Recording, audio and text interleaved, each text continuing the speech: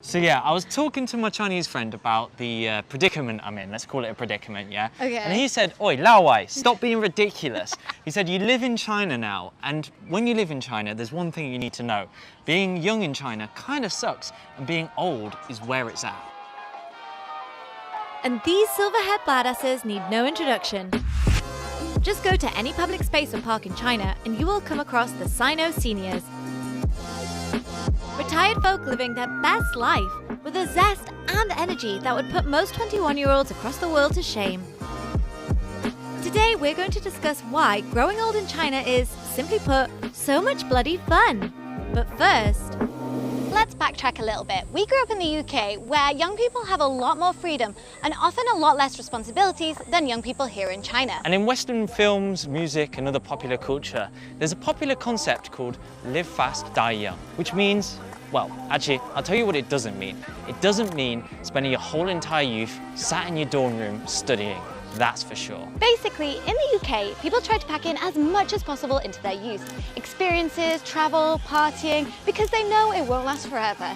And getting old is, well, just kind of shit. Yeah, and in the UK, that's kind of true, to be honest, with most old people living in sad and lonely-looking care homes. But when we arrived in China, we realized that was total BS, and there is another way. So the first thing you need to know about being old in China is you do not spend your days sitting in a chair staring out the window. You spend it in the park. You play games with your mates, you do exercise, you play your musical instrument, and all these activities tend to keep people quite young, bringing to mind the phrase, use it or lose it. Yeah, and another thing to bear in mind actually is that a lot of the retired folk here are relatively young. You see, in China, the retirement age is only 60 for men, 55 for women, and 50 for some women working in blue collars jobs. How amazing is that? Wow, that is pretty amazing. I'd like that retirement age. Yeah, I could do that. I mean, it does sound pretty awesome, right? But the fact that women in China are only having an average of 1.3 babies now, compared to more than 6 in the 1950s, and the fact that people in China are living way longer, and the fact that there's almost zero immigration into China, is all leading the country towards like a ticking, aging population time bomb. Okay, Jack, you're scaring me now. Well, don't worry, Nico. This ain't no economics video, so we won't dwell on it too long, but you just need to know this, right? China is experiencing the exact same thing that happened in Japan or Europe a few decades ago, only it's happening at a much faster pace. But there is good news. Well, okay. For some people anyway. As I mentioned before, in the UK, we actually used to have the exact same problem with like an aging population. And as like old people tend to be put in old people's homes or old folks' homes, it actually places a massive financial burden, not just on the government, but actually on families themselves. Whereas what I've noticed here is in China, a lot more of kind of the responsibility for looking after old people actually falls on the children of the elderly.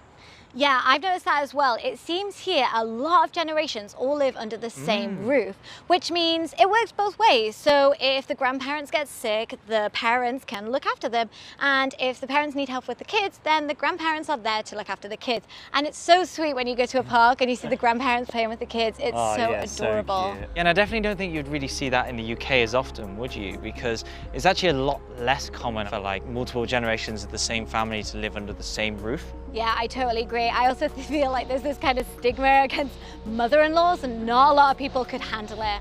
I feel like I was quite lucky. We had the best of both worlds really, because my grandparents lived in the same town as my parents. So when I was growing up, my grandparents looked after us a lot. When my parents were out at work, they took us to school, they made us dinner, I stayed at their house a lot. So I felt like I got the best of both worlds really. And when I see the grandparents here in China spending that much time with their grandchildren, it just really brings back so many memories for me.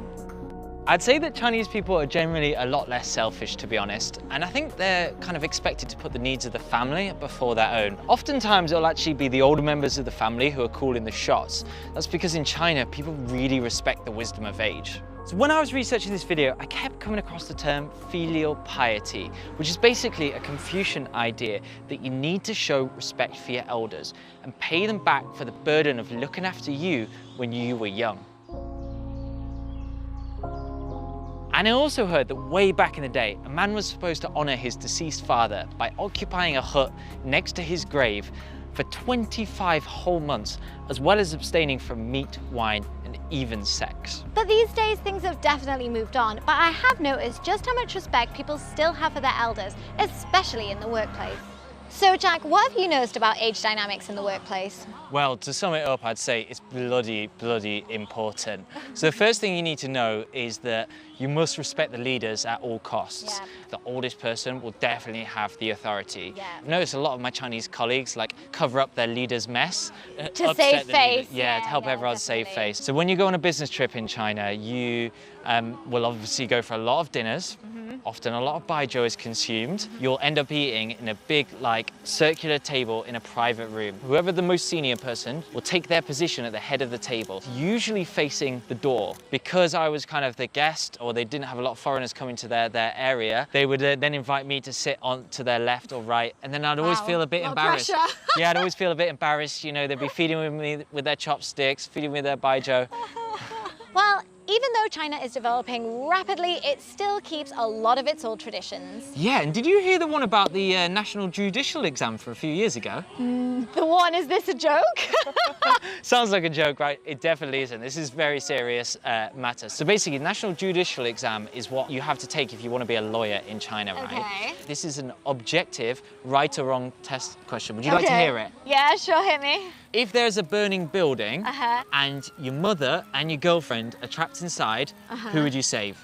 Well, you would choose me, obviously, right? Well, then I'd have failed the exam. Oh my God, really? Yep. Wow, guys, what about you? Who would you choose?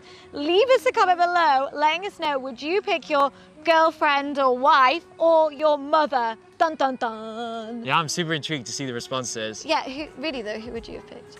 You obviously. Liar. So maybe we should bring it back to a slightly lighter note, eh?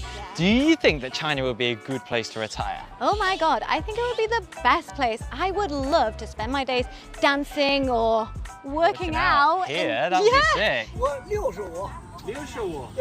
我65， 65，对，但是你真的看起来很健康，65。